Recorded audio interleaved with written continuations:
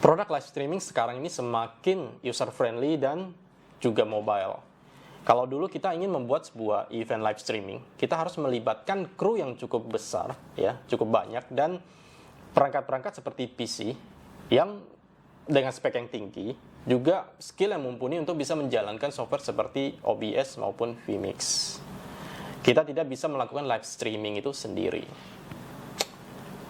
Bentar, melakukan live streaming sendiri? Emang bisa? Bisa deh. Ini YOLOBOX Pro dari YOLOLIVE. Basically unit ini menggabungkan beberapa perangkat yang kita butuhkan untuk live streaming. Contohnya seperti switcher, ya, karena dia sudah bisa memungkinkan kita untuk memasukkan 6 source, ya. Dan juga monitor preview, karena unit ini sudah disertai layar 8 inch, ya, serta PC dengan OBS maupun vMix, ya. Karena unit ini basically sudah bisa live streaming direct menggunakan protokol RTMP atau custom RTMP direct ke multi stream, ya, seperti platform seperti YouTube, Facebook, dan lain-lain. Dan karena dia memiliki slot 4G SIM card LTE, ya, juga WiFi, ya, dan juga network, ya. Jadi memungkinkan kita untuk bisa melakukan mobile live streaming di mana aja, ya, seperti acara sport, outdoor, ya, dan lain-lain. Daripada kita panjang lebar, yuk langsung kita tes unit ini. Dengan saya Johan dari Satu Visual Indonesia Channel, let's get started.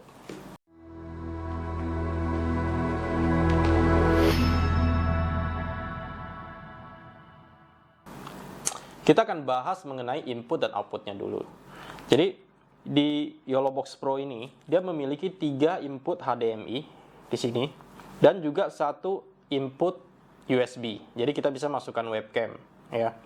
Dan di sini ada LAN port untuk kita masukkan network atau jaringan internet ke sini. Ya, kalau kita tidak ingin mobile, ya, bisa lebih stabil. Di sini ada HDMI out, gunanya untuk kita bisa keluarkan ke monitor, ke out. Jadi kita bisa lihat selain di layar ini kecil 8 inch, kita bisa perbesar di layar yang lebih besar menggunakan HDMI out, ya. Di sini juga ada tip Type C, ya, USB Type C untuk out. Jadi basically sebenarnya kalau kita melakukan live streaming direct ke platform bisa juga, dan kalau kita ingin menarik source ini dan digunakan di PC yang ada OBS maupun vMix itu juga bisa, ya, menggunakan Type C out. Dan seterusnya kita di sini ada colokan untuk headset, ya, kita bisa dengar suara outnya, ya, sebelum kita bisa memastikan audionya itu masuk ke live streaming, ya. Dan di sini ada mikrofon, ya, untuk kita colokan mikrofon agar suara kita lebih jernih saat kita live streaming, dan ada line in juga. Dan ini adalah Type C untuk adapter, ya, untuk power. Kita bisa tanpa menggunakan power adapter ini karena unit ini sudah dilengkapi dengan baterai, ya. Di sisi belakang kita bisa lihat ini untuk mount ke mountingnya kita, ya, ke tripod. Dan di sini ada port untuk SD card, ya, kita bisa masukkan SD card untuk mengeluarkan media kita, material kita, ya, untuk misalnya image, misalnya video, dan lain-lain, ya. Dan di sini seperti tadi saya singgung sebelumnya, dia ada port untuk SIM card 4G LTE. Jadi kita bisa masukkan SIM card kita untuk bisa memperbesar atau lebih menstabilkan network yang ada, ya, seperti menggunakan WiFi, ya. Dan yang terakhir di sebelah sini ujung ada power untuk kita bisa power on atau power off. Oke, bagaimana cara menggunakan YOLOBOX Pro ini? Kita akan lihat di sini. Pertama kali yang harus kita lakukan adalah kita harus setting dulu unit ini, ya. Di mana saya akan masuk ke settingannya. Di sini kita bisa lihat beberapa settingan yang harus kita lakukan, ya. Pertama adalah kita harus konekin ke WiFi kita, ya. Di mana di sini saya sudah connect ke WiFi saya, dan setelah connect di bagian network setting, ya, kalau kita untuk biar lebih stabil internetnya, kita bisa gunakan LAN port ini ya, UTP, sehingga kita bisa setting untuk IP-nya di sini ya. Dan juga jika kita memasukkan SIM card 4G LTE, kita juga bisa cek untuk mobile networknya di sini ya. Ya, kita bisa masukkan email, bisa masukkan setting untuk languages ya, untuk time zone-nya ya. Juga kita bisa lihat recordingnya kita dari sini ya. Dan juga kita bisa log out ya. Juga melakukan screen rotate dari sini ya, kalau kita ingin membuatnya menjadi vertikal. Ya, juga kita bisa masukkan dulu untuk account untuk live streamingnya kita dari Facebook ya, YouTube, Twitch ya, dan juga custom RTMP. Nah, custom RTMP ini saya jelaskan dulu. Kalau kita ingin melakukan live streaming ke yang tidak ada di situ selain Facebook maupun YouTube misalnya, kita ingin ke Shopee Live ya, maka kita bisa klik send link ini. Send link ini dia akan mengirim sebuah link ke emailnya kita yang terdaftar di unit ini yang kita setting sebelumnya ya, agar kita setelah itu kita dapat email tersebut, kita klik link tersebut, maka kita bisa masukkan RTMP URL-nya sama stream key-nya. Setelah kita masukkan ke website itu, maka RTMP yang baru akan muncul di sini ya. Oke, kita keluar dari settingan. Di sini setelah kita masuk ke ini, yang pertama kita tekan plus di sini ya. Untuk kita ada dua pilihan. Pertama adalah create live stream ya. Kalau kita sudah langsung pengen live stream ya, kita tinggal klik create live stream ya. Kita tinggal masukkan eventnya. Nah, sedangkan itu kita pengen ngecek dulu sebelum kita live stream, kita masuk di monitor mode. Oke, saya jelaskan dulu apa yang saya sudah pasang di sini. Pertama adalah input dari HDMI 1 ya. Ini adalah kamera PTZ yang dari depan ya. Dan untuk input yang kedua adalah PTZ yang dari samping ya, di meja. Input HDMI ketiga ini saya ambil dari laptop saya ya. Laptop saya input HDMI ketiga. Dan yang keempat adalah dari USB ya, dari dokumen kamera. Dokumen kamera ini menunjukkan apa yang kita lakukan di sini, bisa kelihatan ya. Itu adalah input yang kita masukkan, ada 4. Jadi untuk kita bisa mengganti source 1 ke source 2 karena ini adalah touch screen. Jadi kita tinggal menggunakan tangan, kita milih input yang kita mau ya. Nah, di sini kita bisa setting cara touch-nya itu, apakah kita mau 1 kali touch atau 2 kali touch ya. Di sini kita bisa setting click to switch atau double click to switch. Jadi kalau kita biasanya, kalau misalnya kadang-kadang kita nggak mau ya, dipencet sedikit langsung berubah. Jadi kita bisa lakukan double click untuk switch. Kalau kita menggunakan double click, maka kalau kita klik sekali, dia tidak akan berubah. Kita harus melakukan double click, baru dia bisa berubah inputnya ya. Tapi saya lebih suka sebenarnya yang click to switch ya. Jadi saya pindahin lagi ke click to switch. Dan di sini juga kita bisa lakukan transisi ya. Jadi kita bisa ganti transisinya. Dari defaultnya itu cut ya. Cut itu cuman sebatas langsung pindah. Ya, fade itu lebih smooth ya. Dia berubah dari input 1 ke input 2. Atau ada wipe ya. Directional wipe ya. Translation, dia ada Windows slice. Oke. Cukup banyak ya, ini bisa dicobain satu-satu. Dan durationnya itu kita bisa adjust ya. Kita mau 1 detik, 2 detik ya, kita bisa adjust di sini. Saya pikir 1 detik sudah cukup sih untuk kita lakukan transisi. Nah, itu untuk switch inputnya. Oke, selanjutnya kita akan bahas mengenai out-nya ya. Jadi kita bisa melakukan preview out atau program ya. Kita bisa ganti di setting sini. Di sini ada program out. Ini sekarang belum saya centangin, belum saya enable. Makanya hasilnya itu adalah kita bisa lihat semua ya, baik inputnya ya dan previewnya ya. Tapi setelah saya mengenable untuk program out, maka hasilnya itu akan menjadi sebuah full screen ya. HDMI out-nya itu akan menjadi sebuah full screen. Kita bisa lihat di sini. Artinya apa yang keluar dari HDMI out itu adalah program ya, full screen bukan preview. Kalau saya matikan dia akan berubah menjadi preview lagi ya, settingan awal. Dan juga di sini ada USB-C out ya. Tadi saya sudah singgung Type C USB out ini untuk kita bisa hubungkan ke laptop ya. Kalau kita menggunakan OBS maka kita bisa detect source out-nya ini langsung di OBS maupun vMix ya. Jadi kita bisa enable maupun disable. Ya, dan seterusnya di sini ada video output mode ya. Kita bisa pilih apakah mau HDMI out atau DP out ya. Ini biasanya kita pakai HDMI. Di sini ada encoding setting ya. Encoding setting ini gunanya untuk kita setting sesuai apa yang kita mau lakukan di live streaming ya. Di sini ada CBR dan CQ dan VBR ya. CBR adalah constant bitrate ya, dan VBR itu adalah variable bitrate ya. Kita ambil dua ini karena ini yang common ya.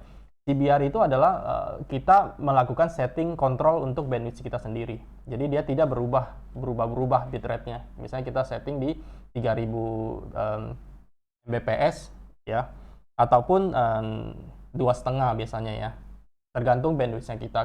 Kalau bandwidth-nya internet kita besar, kita bisa set agak tinggian di 6000. Jadi dia konstan ya. Nah, kalau misalnya VBR itu variable bitrate, di mana dia menyesuaikan bandwidth yang kita punya. Kalau misalnya lagi tinggi, ya dia bisa lebih bagus. Kalau misalnya bandwidth-nya rendah, dia akan mengikuti. Nah, mengakibatkan VBR-nya akan mengakibatkan kadang-kadang kualitinya akan turun. Nah, bedanya adalah CBR akan menggunakan storage lebih besar daripada VBR. Tapi rekomendasi dari saya, kita menggunakan CBR agar hasil kualitinya tetap bagus ya, meskipun kita live streaming. Oke, di sini bitrate ini kita bisa atur misalnya di 5000 atau kita kurangin 1000, kita bisa atur sesuai dengan bandwidth kita ya. Nah, FPS-nya itu kita bisa setting di 30 fps karena live streaming sekarang rata-rata menggunakan 30 fps ya, frame per second ya. Oke, kita done. Untuk recording limit ya, di sini kita bisa lakukan misalnya 10 menit sekali, 20 menit sekali, 30 menit sekali, atau 60 menit sekali. Ini untuk menghindari ketika kita streamingnya itu ada yang mati lampu atau error ya. Jadi setiap 10 menit dia akan record, selesai dia akan record yang baru gitu ya. Kita bisa setting sesuai yang kita mau. Oke. Dan nah, basically untuk tab setting itu seperti itu. Sekarang kita akan lanjut ke PIP dan split mode ya. PIP itu picture in picture ya. Kita akan coba setting PIP. Nah, di sini kita ada add video source. Sebenarnya unit ini bisa sampai 6 source sesuai dengan apa yang saya ngomong di depan ya. Jadi kita masih ada tambahan 2 source. Kita bisa lakukan PIP untuk beberapa input dari 4 input ini ya. Saya coba klik di add video source dan saya pilih PIP video ya. Setelah pilih PIP video, maka kita akan dihadapkan 3 HDMI input dan 1 USB ya. Misalnya saya ingin PIP-nya itu antara HDMI 1 dan HDMI 3 ya. Saya HDMI 1 dulu, saya pilih untuk input 1, saya next. Dan input yang kedua adalah saya mau laptop saya pilih HDMI 3, saya next. Nah, sekarang kita sudah dapat PIP ya, dan kita bisa geser-geser mau taruh di mana yang kita mau ya. Dan juga kita bisa scaling mau seberapa besar. Misalnya saya bisa kecilin, bisa besarin ya. Saya cukup di sini, saya bisa taruh di sini ya, agar tidak menutupi, dan saya done. Setelah selesai, maka kita sudah dapat satu tambahan source ya, yaitu PIP video. Ini saya bisa nyalakan ya. Ini adalah hasil gabungan 2 input ya. Dan juga kita bisa bikin menjadi split mode ya, split view ya. Saya pilih input mana yang saya mau.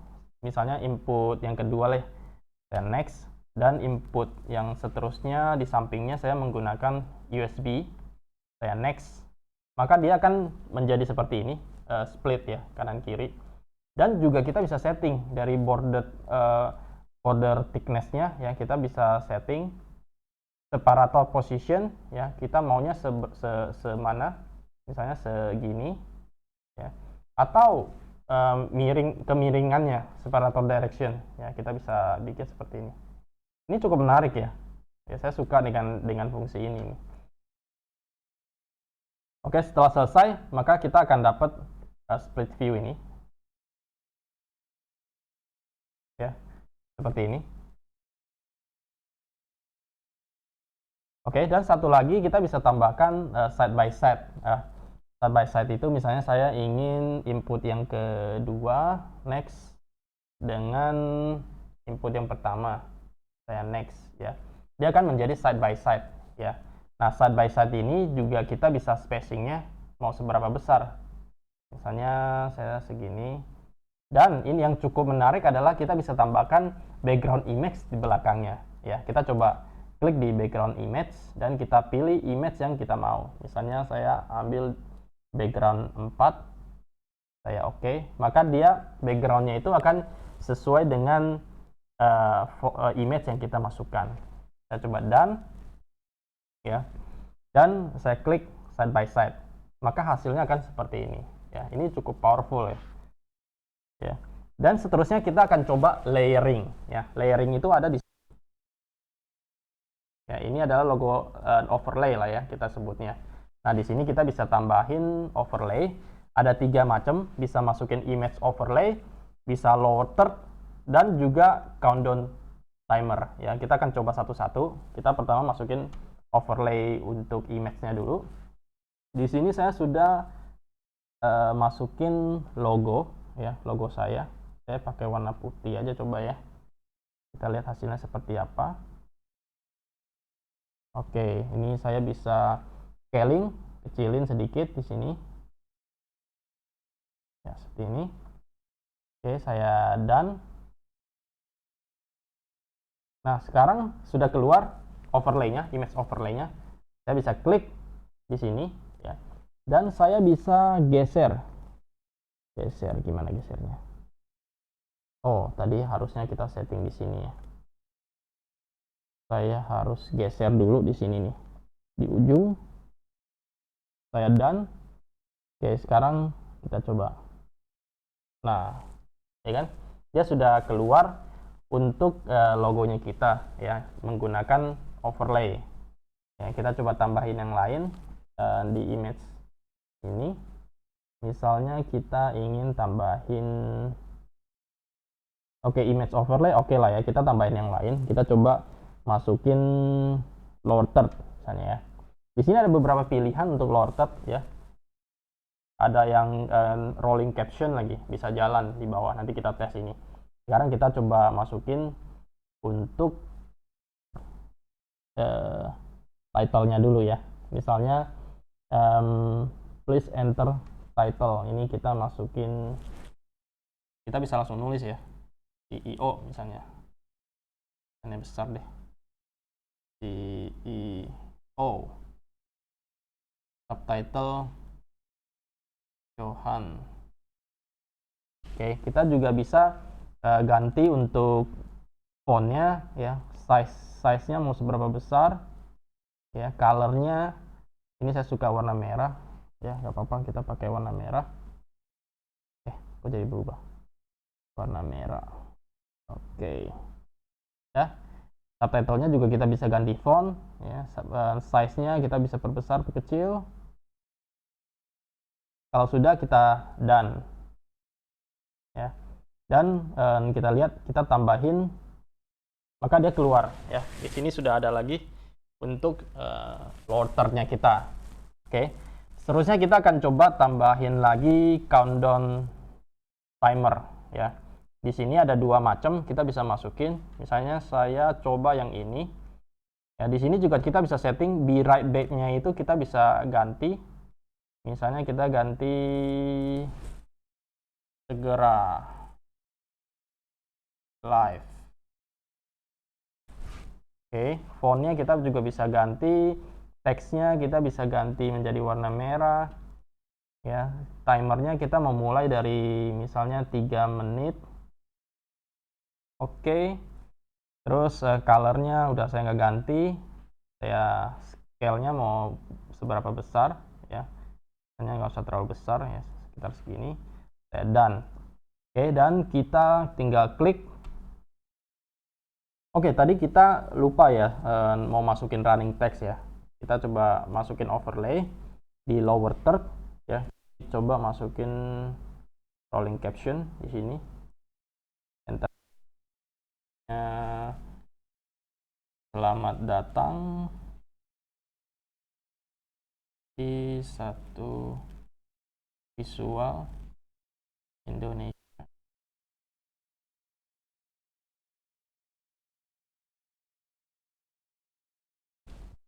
Oke, kita coba.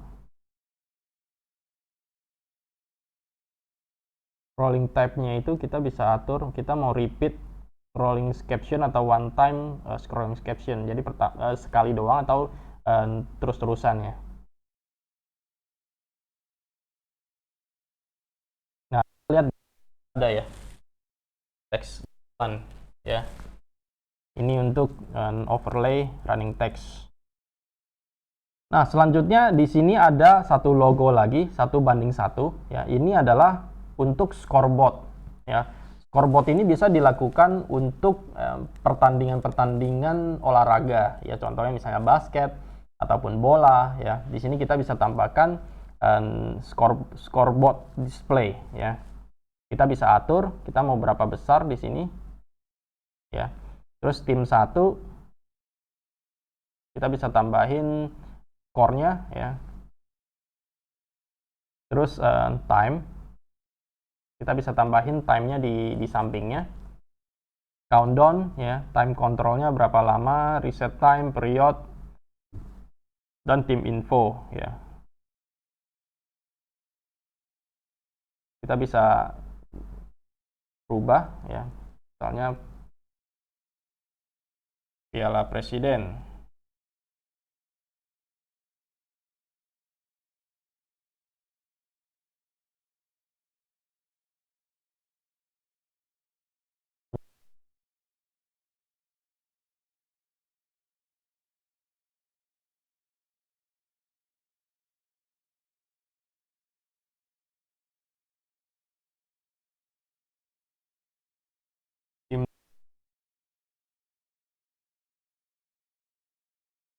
Timnya tim 2. Oke. Sesudah itu kita bisa taruh mau di mana ya posisinya. Kita oke.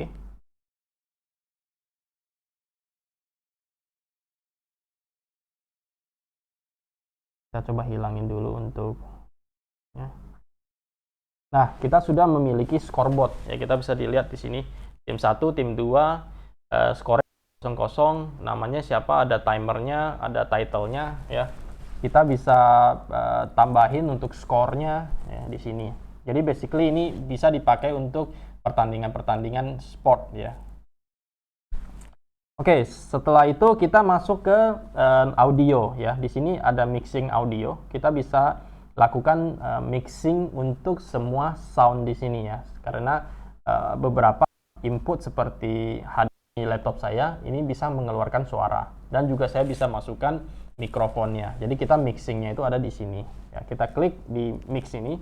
Ya, kalau misalnya AFV itu adalah audio follow video. Kalau ini dicentang artinya semua input HDMI yang aktif, maka dia ya. Jadi biasanya kita matikan, dan kita bisa kalau ini karena kita belum colokin mikrofonnya, jadi dia posisinya nggak bisa diaktifkan ya. Jadi kalau misalnya kita ada colokin mikrofon, maka kita bisa on and off untuk mic in-nya sama line in-nya ya. Ya, sekarang ini adalah semua input yang kita bisa atur ya. Misalnya kita mau HDMI-nya saja, HDMI 1 doang yang suaranya masuk ke dalam live streaming, ini bisa ya. Type C dan juga sound card dari SD card-nya ya. Kita bisa atur mana yang mau dikeluarkan ya. Ini untuk yang audio. Oke, selanjutnya kita akan coba salah satu fitur yang menarik dari YOLObox, yaitu green screen ya. Kita akan coba add video source dulu dari SD card-nya kita. Saya sudah siapkan satu video ya dengan green screen. Ini adalah sosial media green screen. Oke, saya done. Kita lihat dulu untuk source-nya ya. Ini adalah video yang hijaunya itu akan kita hapus ya. Nah, cara untuk kita bisa green screen di inputnya itu bagian sebelah atas ada kayak seperti name card, kita klik ya, maka kita bisa keying switch ya, kita enable, maka secara otomatis layar hijaunya akan terhapus ya.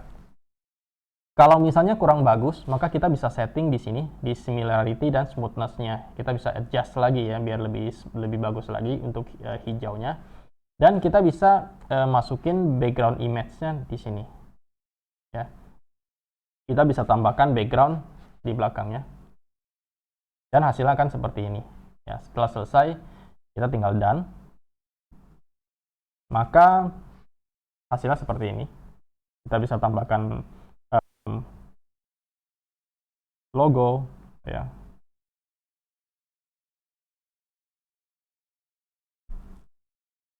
Dan setelah itu kalau misalnya kita ingin record ya tanpa live streaming ya, kita ingin record, di sini ada satu tombol rec di sini. Kita bisa klik dan kita akan disuguhkan informasi mengenai seberapa banyak free space yang kita punya di SD card untuk melakukan live streaming ya. Setelah itu kita tinggal start recording ya. Di sini sudah mulai record karena logo rec-nya itu merahnya itu sudah berkedip, yaitu artinya kita sedang record.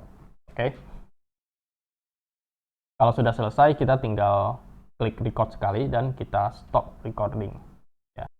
Oke, untuk step yang terakhir kita akan coba live streaming menggunakan RTMP ya. Kita sudah set sebenarnya tadi di awal untuk account Facebook dan YouTube-nya kita ya. Kita akan coba live streaming.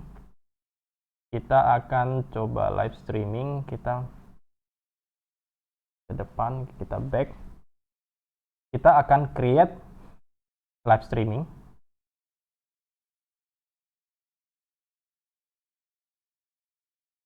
Kita harus masukkan title-nya agar tampil di live streaming-nya itu seperti apa.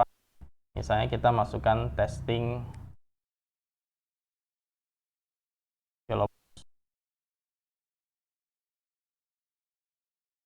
description-nya testing. Schedule-nya kalau kita mau schedulein bisa, tapi sekarang kita langsung create aja ya. Oke, setelah itu kita tinggal klik yang sudah kita setting nih, testing YOLObox ya. Dan di sini logo go live-nya itu sudah muncul. Oke, kita akan coba live menggunakan Facebook ya. Di sini saya tinggal centang untuk Facebook dan saya klik go live ya. Are you ready to start live streaming? Oke. Nah, setelah itu kita sudah live streaming menggunakan YOLObox Pro ini ke Facebook, karena di sini Facebooknya sudah tertulis live ya. Kita akan lihat untuk Facebook kita apakah benar kita lagi live.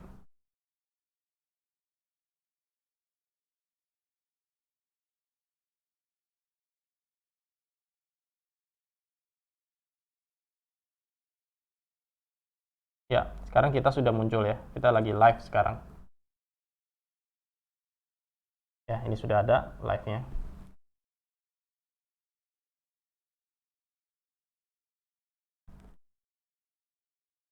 Oke, demikian review lengkap mengenai YOLObox Pro dari YOLOLIVE. Jangan lupa like, subscribe, dan share video ini. Juga bunyikan loncengnya agar kalian tidak ketinggalan notifikasi untuk video saya selanjutnya. Terima kasih sudah menonton dan salam satu visual Indonesia.